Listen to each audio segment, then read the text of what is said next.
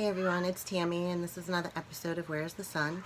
This is where I discuss the sun's movement through the Human Design Mandala and how those energies would affect you. Either you'll notice them in your own behavior and thoughts, or you'll see them out in the open in other people. So, this video will probably get lost in all the Facebook posts today because it is Inauguration Day. I'm not really going to talk about that, but I'm going to focus on these energies right now.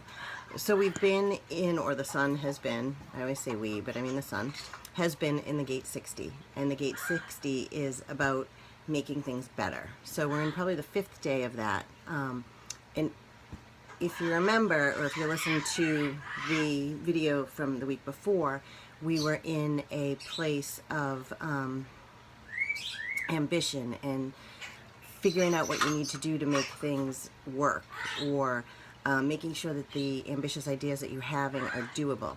So then this week, it was like you're looking at those things and you're saying, okay, in order for this to happen, these things need to happen.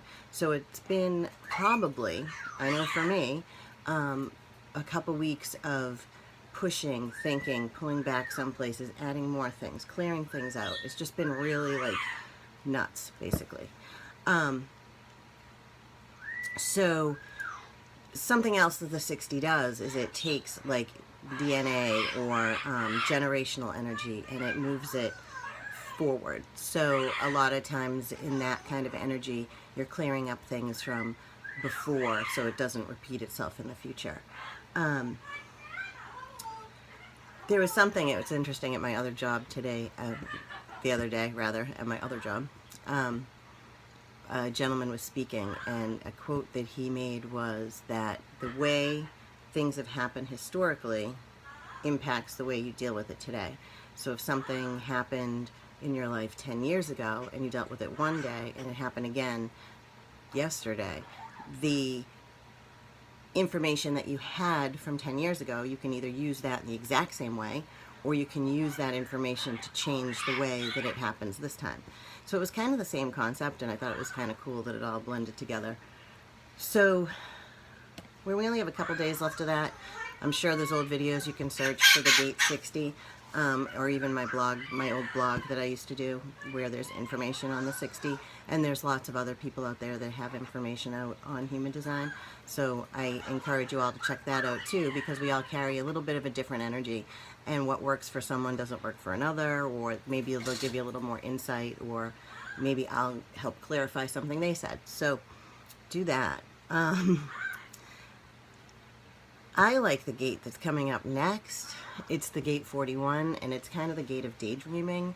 It's a gate of stillness. I miss that aspect in my day-to-day life, where I used to just be able to focus on one thing on the wall, and then suddenly like half hour's gone by and I'm just peacefully sitting there. You know, you might get epiphanies, you might get, you know, have fantasy ideas, or think of things you want to do, or all these different things, and it's less of a doing energy and more of a dreaming energy. So, and not like a nightmare energy. It's not that. It's all good. But the things that you can get caught up in that type of energy, though, is to make sure that the things that you're dreaming about are not completely out of the realm of possibility. And there will be people who just heard that will say there is nothing completely out of the realm of possibility. But for you individually, and where you're at, and what your awareness is, and what your beliefs are, there can be things that way. So just make sure that whatever it is that you're dreaming, that you're putting out there, that you're letting the universe know that you want, that you also really believe that you can have. So, like I said, it's not a doing. I'm just trying to go back over here for a second and check it out. But it's not a doing energy. It's a thinking energy. So write it down, and when it's time to do, I'll let you know. So everybody have a great week, and I'll talk to you soon. Bye-bye.